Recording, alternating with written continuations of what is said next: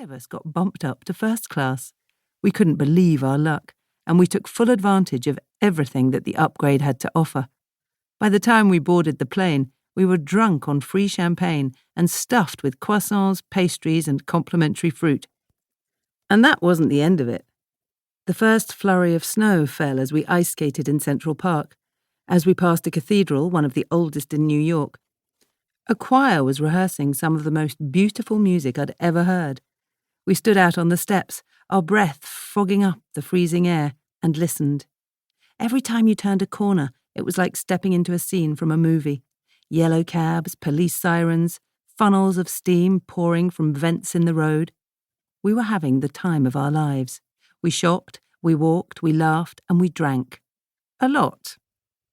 Looking back, though, after everything that happened, I realise I should have been wary. In my experience, the universe isn't in the habit of dishing out good fortune like that without demanding payback eventually. But those thoughts would come later. Right then, we were living in the moment and enjoying every second. We'd already shared 2 bottles of champagne in our hotel room before we came out that night, so by the time we squeezed around the table in that Manhattan bar, we were a little tipsy, to say the least.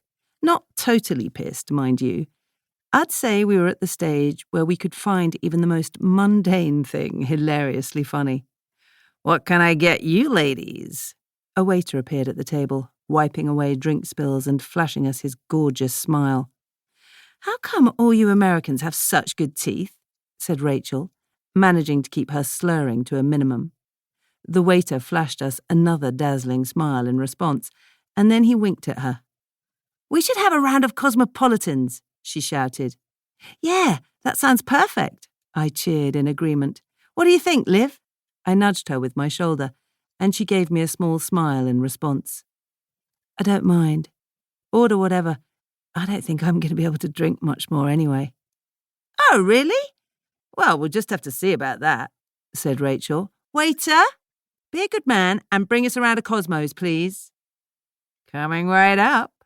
He gave Rachel another smile and wink and then left. Rachel and I collapsed into more childish giggling and smutty innuendo about the gorgeous waiter and what we'd happily let him do to us over the bar. But Olivia's mood had definitely taken a turn for the worse. The 3 of us had been friends for so long, I could recognise the signs immediately. At the time of that fateful trip to New York, Rachel, Olivia and I had been friends for about 4 years. We'd met at 6th form college. Rachel and I had taken Olivia under our wing on the very first day of classes. I'd started chatting to Rachel as we waited for our first theatre studies lecture to start. I'd noticed her as soon as she strolled into the hall, sporting the wildest corkscrew perm I'd ever seen, and wearing several studded leather belts crisscrossed around her waist and fingerless lace gloves a la Madonna. She looked effortlessly cool, and she came and sat in the seat in front of me.